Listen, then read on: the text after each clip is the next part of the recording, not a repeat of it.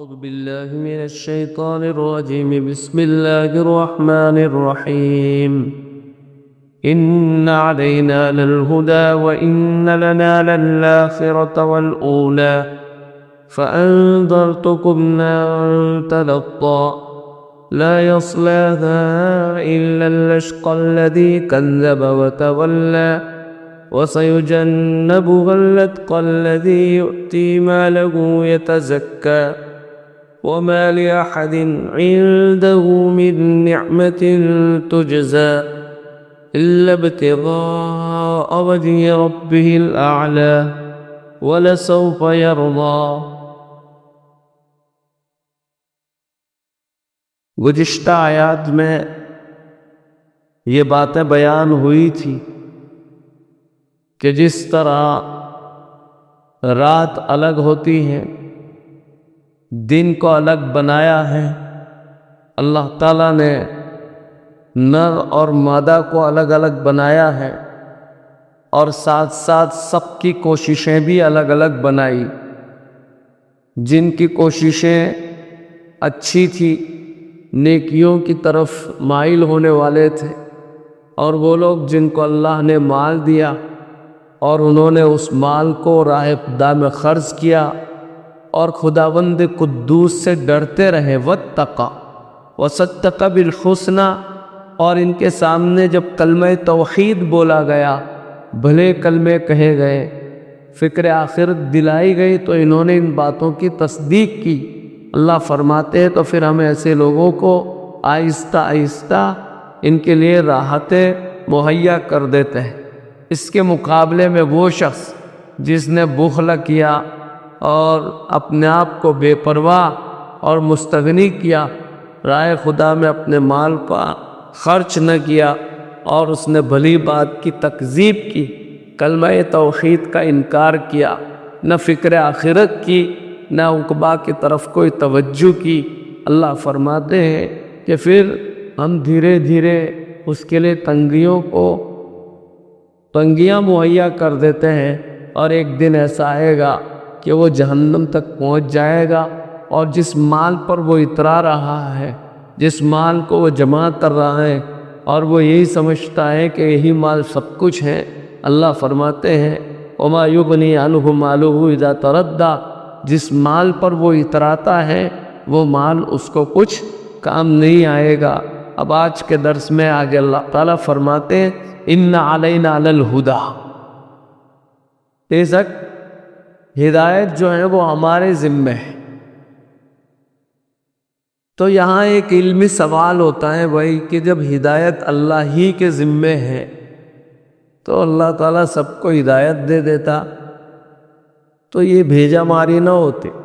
یہ کنکر والے، شنکر والے، کار کی ماتا، پار کی ماتا، سب اپنی ماتا، یہ سارا جھمیلا ختم ہو جاتا.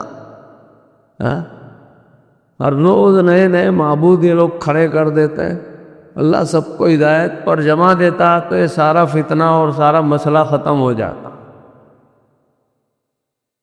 یہ اللہ تعالیٰ فرماتے ایسا نہیں ہے بھائی، ہم نے ہدایت کو ہمارے اختیار میں رکھا ہے، لیکن ہم انسان کو مجبور محض نہیں کر دیتے، جبر سے نہیں منواتے. ہم نے ہدایت کے اسباب پیدا کیے ہیں. جب انسان پیدا ہوتا ہے تو بھائی وہیں سے کل بنی آدم کل مولد یولد علی الفطرہ، ہر انسان ایک فطرت پر، اسلامی فطرت پر پیدا ہوتا ہے.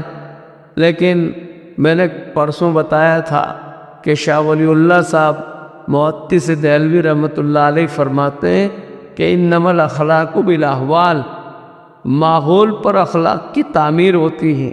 اب آپ جس ماحول میں پرورش پائیں گے ویسے آپ پر اثرات مرتب ہوں گے. ہم نے تو ہدایت ہمارے ذمے رکھی ہے، اب آپ کو اختیار دے رکھا ہے، وہ ہم نے آپ کو صحیح سالم آنکھیں دی ہیں، آپ کو کان دیے ہیں، آپ کو زبان دی ہے. اس کے علاوہ ہم نے آپ کو قوت حس اور ادراک اور قوت تفکر و تدبر دیا ہے، آپ سوچ سکتے ہیں.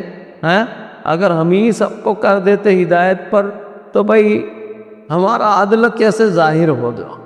مشرک اور موحد میں ہم فیصلہ کیسے کرتے بھائی؟ جنت و جہنم کا مطلب کیا رہتا؟ دنیا آخرت کا مطلب کیا رہتا؟ شقی اور تقی کا فرق کیسے ہوتا؟ نیک بخت اور بدبخت کا فرق نہ ہو سکتا؟ اس لیے ہم نے بہت سارے نشانیاں رکھی ہیں۔ فمن شاء فلیؤمن ومن شاء فلیکفر، جس کا جی چاہے مانے، جس کا جی چاہے نہ مانے۔ ہم نے آپ کو سوچ سمجھ دیے، وَقَيِّم مِّنْ آیَةٍ فِي السَّمَاوَاتِ وَالْأَرْضِ يَمُرُّونَ عَلَيْهَا، ہم نے آپ کو سمجھانے کے لیے ایک پیغمبروں کی جماعت بھیجی۔ اگر اللہ تعالیٰ پیغمبروں کو بھی نہ بھیجتا، کتاب اللہ اور رجال اللہ کے سلسلے کو بھی قائم نہ کرتا، تو بھی انسانیت پر لازم تھا کہ بھائی یہ اتنا بڑا آسمان یہ یوں ہی کھڑا ہے بھائی۔ یہ تو ناستک لوگوں کا مزاج ہوتا ہے کہ بھائی یہ کائنات اپنے آپ چلتی ہے، ایسا نہیں ہے، اس کے پیچھے ایک سپر پاور طاقت ہے۔ یہ زمین آپ چند فیٹ نیچے اس کو کھورے دیے، ایک گڑھا کھو دیے، پانی پانی نظر آئے گا۔ کس نے اس کو تھامے رکھا ہے بھائی؟ باقی بھائی اپنے پونن تگرا ملک مارٹن ڈربونوں کو وجود آئے، پخ پشین پھاٹی جائے، ارے پیر اتر جائیں گے اگر یہ زمین گیلی ہو جائے۔ کس نے سنبھال کے رکھا ہے؟ یہ سب نظام ہے اللہ کا۔ تو آپ بہت ساری نشانیاں ہماری آسمانوں اور زمینوں میں دیکھ رہے ہیں، آپ اس پر سے صبح شام گزر رہے ہیں، آپ اس کو دیکھا اندیکھا کر دیتے ہیں، غفلت کا معاملہ کرتے ہیں آپ۔ ہم نے آپ پر نبیوں کو اتارا، کتابوں کو اتارا، اور حجت بھی تاب ہوگی۔ کوئی بہانہ نہ بنائے کہ ما جاءنا من بشیر ولا نذیر، ہم کو کوئی ڈرانے والا بھی نہیں آیا، ہم کو کوئی بشارت دینے والا بھی نہیں آیا۔ اللہ فرمائیں گے فقد جاءکم بشیر و نذیر، ہماری طرف سے ڈرانے والے بھی آئے تھے، بشارت دینے والے بھی آئے تھے، بلکہ سوال کیے جائیں گے، یا معشر الجن والانس، اے انسان اور جناتوں کی جماعت، الم یأتکم رسل منکم، ہماری طرف سے کوئی پیغمبر اور قاصد نہیں آئے تھے تمہارے پاس، جنہوں نے پچھلے امموں کے واقعات نہیں سنائے تھے؟ ساری بلائیں مل کر کہے گی قالوا بلا، ہاں آئے تھے، ولیکن غرتکم الحیات الدنیا، لیکن یہ دنیا کی چمک دمک نے، یہ رنگینیوں نے ہمیں دھوکے میں ڈال رکھا تھا۔ وما متاع الحیات الدنیا فی الآخرۃ الا قلیل، یہ دھوکے کا سامان ہے، یہ دنیا جو ہے نا دھوکے کا سامان ہے۔ اس لیے اللہ تعالیٰ فرماتے کہ ان علینا للہدی، ہدایت ہمارے قبضے میں ہے۔ ہم نے بہت سارے اس کے لیے آپ کے لیے نشانیاں چھوڑ رکھی ہیں، اب جس کا جی چاہے اس کو مانے، جس کا جی چاہے نہ مانے۔ بہرحال وَإِنَّ لَنَا لَلْآخِرَةَ وَالْأُولَىٰ، ہم نے آپ کو اختیار دیا ہے، یہ ساری باتیں آپ کے سامنے ہیں، سمجھ میں آئے تو مانے، سمجھ میں نہ آئے تو نہ مانے۔ اور یاد رکھنا آخرت کے تو ہم ہی مالک ہیں، دنیا میں تو ہیں، آپ کو کچھ اختیار دیا ہے، ہم نے آپ کو مجبور محض نہیں کر دیا ہے کہ ماننا ہی پڑے گا بالجبر، ایسا نہیں ہے بھائی، ہم نے آپ کو اختیار دے رکھا ہے، ساری باتیں آپ کے سامنے ہیں۔ وَهَدَيْنَاهُ النَّجْدَيْنِ، دو ہی آپشن ہے، تیسرا ہمارے ہاں کوئی آپشن نہیں۔ آپ اس پر چلو گے تو یہ جنت میں لے جائے گا، اور اس پر چلو گے تو جہنم میں لے جائے گا، بس دو ہی آپشن، تیسرا کوئی آپشن نہیں ہے۔ اور تو دنیا، لیکن یاد رہیں آخرت تو ہمارے ہی قبضے میں ہے، وہاں کسی کی کوئی کچھ نہیں چلے گا۔ فَأَنذَرْتُكُمْ نَارًا تَلَظَّىٰ، اور میں آپ کو ڈرا رہا ہوں، اللہ تعالیٰ فرما رہے کہ یاد رہیں میں آپ کو ڈرا رہا ہوں، نارن تلظیٰ، شعلے مارنے والی آگ سے۔ ہاں غفلت میں مت رہنا، میں آپ کو ایڈوانس میں بات کہہ دیتا ہوں کہ اگر آپ ہدایت پر نہ جمیں، صحیح راستہ اختیار نہ کیا، تو آخرت ساری کی ساری ہمارے قبضے میں ہوگی، اور ہم آپ کو جہنم میں ڈال دیں گے۔ اور میں نے آپ کو بتایا تھا، آپ کو معلوم ہونا چاہیے کہ انسان بھائی کتنا بھاری بھرکم ہوتا ہے، اگر ہم ایک ڈھیلا اوپر سے پھینکیں تو کتنے تیزی سے وہ نیچے آئے گا، کیونکہ وزنی چیز ہے۔ جہنم کتنی گہری ہے، روایات میں آتا ہے کہ جب اللہ تعالیٰ کسی مجرم کو جہنم میں ڈالیں گے تو 70 سال کے بعد، 70 سال اپنے گجراتی والا نہیں آوش 70 ورقوں بچی وہ جہنم کی تہہ میں جا کر گرے گا۔ آپ اندازہ لگائیں کہ وہ جہنم کتنی گہری ہوگی۔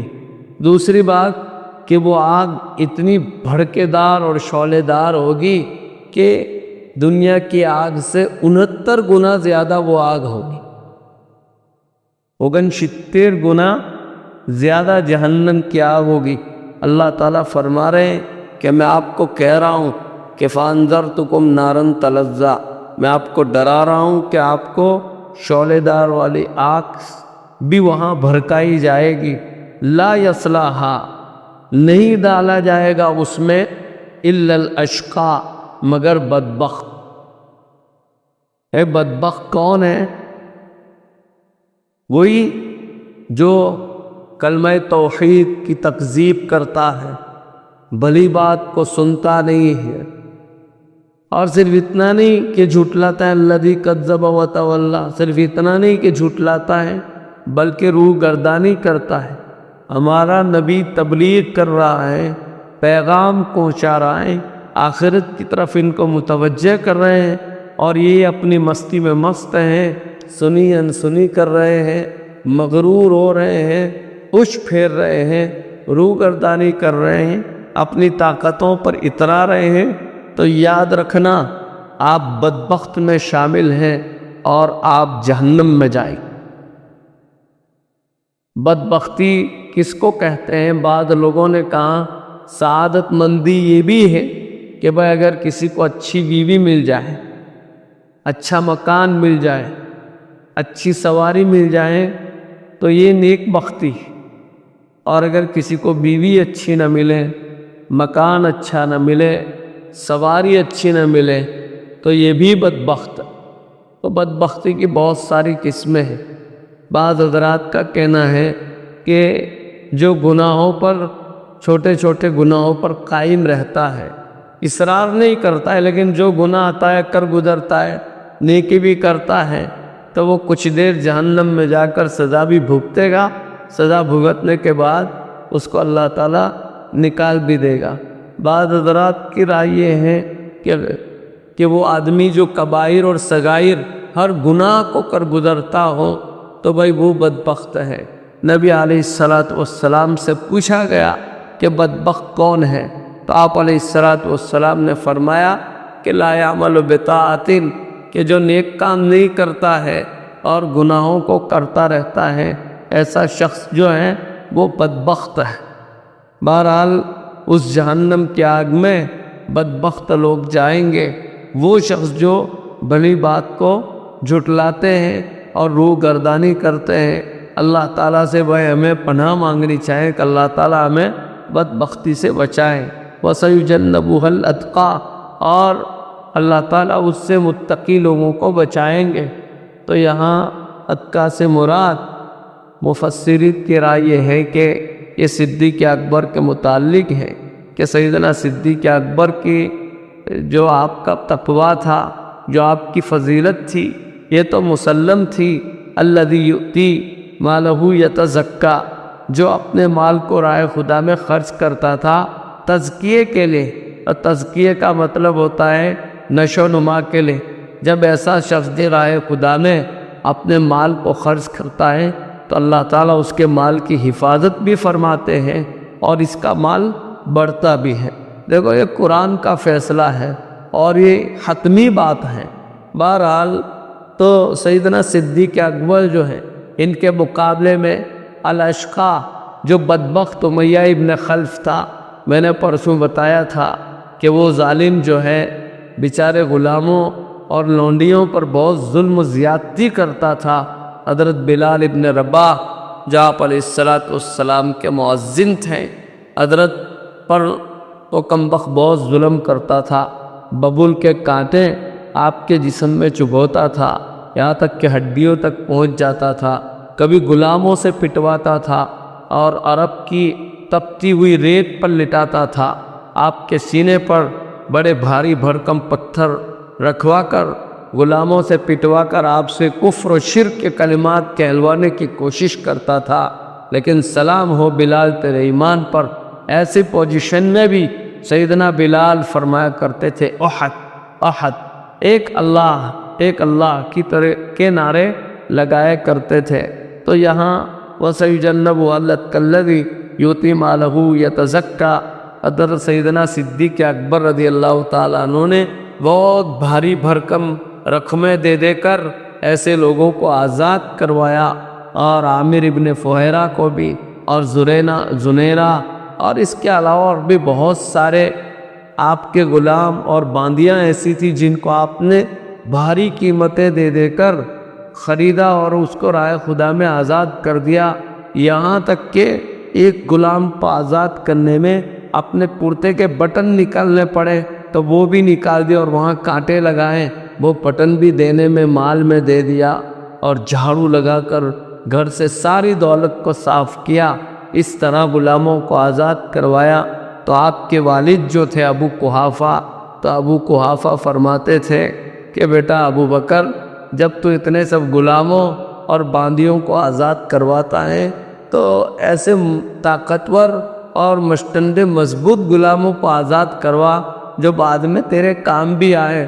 ایسے دبلے پتلے مریل ٹٹول ایسے غلاموں کو آزاد کروا کر تجھے فائدہ کیا ہوگا؟ تو فرمایا کہ بھائی وَمَا لِأَحَدٍ عِندَهُ مِن نِّعْمَةٍ تُجْزَىٰ، ان میں سے کسی کا مجھ پر کوئی احسان نہیں ہے کہ میں ان کے احسان کا بدلہ دے رہا ہوں، إِلَّا ابْتِغَاءَ وَجْهِ رَبِّي الْأَعْلَىٰ، میں تو یہ جو کچھ کر رہا ہوں اپنے رب کی رضامندی کے لے کر رہا ہوں، میرا اور کوئی ان سے منشا نہیں ہے کہ بھائی میں ان کو آزاد کر کے پھر ان کا سیٹ بن جاؤں گا، اور میرا منشا ہے کہ بھائی یہ مجھے ہاتھ اونچے کر کر کے سلام کریں قاضی صاحب کا اپنے اوپر بہت احسان ہے، یہ مقصد نہیں ہے۔ ہاں یہ تو وہ لوگ ہیں کہ انما نطیعکم لوجہ اللہ لا نرید منکم جزاء ولا شکورا، نہ آپ سے شکریہ کے کلمات چاہتے ہیں، نہ آپ سے جزاک اللہ چاہتے ہیں، نہ کوئی بدلے چاہتے ہیں، یہ جو کچھ کر رہے ہیں خالصتاً لوجہ اللہ کر رہے ہیں۔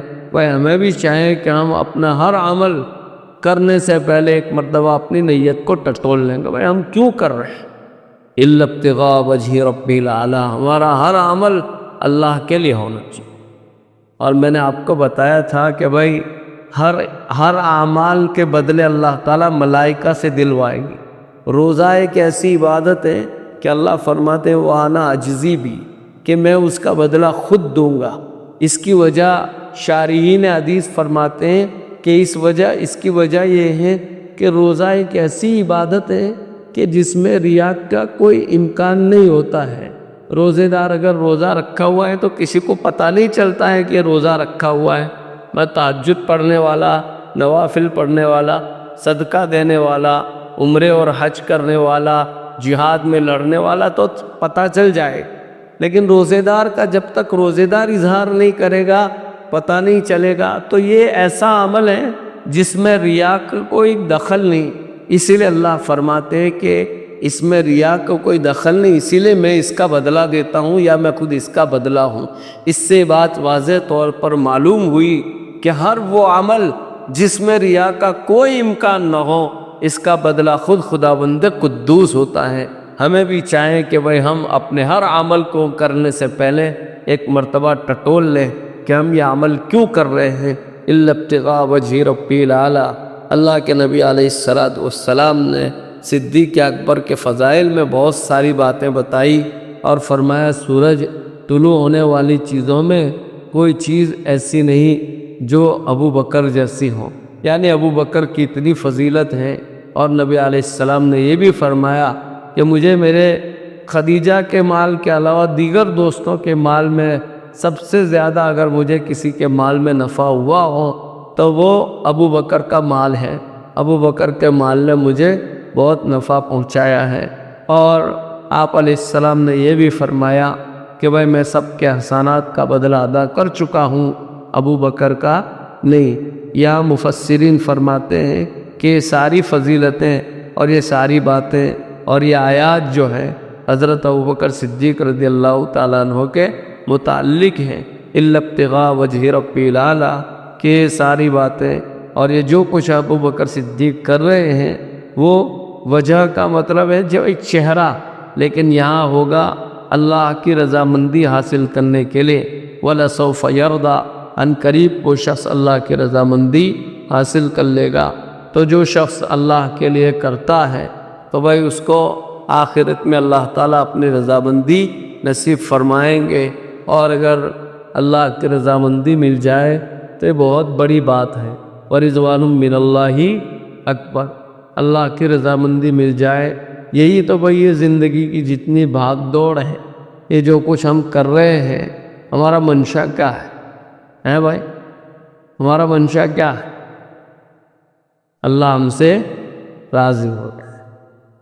اور جنت میں بھی اللہ تعالیٰ جب صحابہ کو داخل کریں گے، ہم سب کو داخل کریں گے انشاءاللہ، تو اللہ تعالیٰ فرمائیں گے کہ بھائی میں تم سے راضی ہو گیا اور تم مجھ سے راضی ہو۔ تو بھائی اللہ کا راضی ہونا تو سمجھ میں آتا ہے، لیکن بندوں کا اللہ سے راضی ہونا یہ کیسے سمجھ میں آئے گا؟ تو اللہ تعالیٰ فرماتے ہیں کہ بھائی احل لکم رضوانی فلا اسخط علیکم بعدہ ابدا، آج کے بعد سے اب میں تم سے ہمیشہ کے لیے خوش ہو گیا، اب میں تم سے کبھی ناراض نہیں ہوں گا، میں ہمیشہ کے لیے اب تم سے راضی ہو گیا۔ دیکھو آخری انعام جنت میں بھی اللہ تعالیٰ یہی دے گا، رضوان والا، کہ اب میں تم سے راضی ہو گیا۔ تو وَلَسَوْفَ يَرْضَى، جب بھی کوئی آدمی نیک عمل کرتا ہے، اللہ کے لیے اپنے مال کو خرچ کرتا ہے، رائے خدا میں خرچ کرتا ہے، اللہ فرماتے ہیں وَلَسَوْفَ يَرْضَى، ان قریب وہ میری رضامندی کو حاصل کر لے گا۔ اللہ تعالی ہم سب کو ہر عمل اللہ کے لیے کرنے کی توفیق رفیق مرحمت فرمائیں، اور اس کی رضامندی ہم سب کو نصیب فرمائیں۔ سبحان اللہ و بحمدہ۔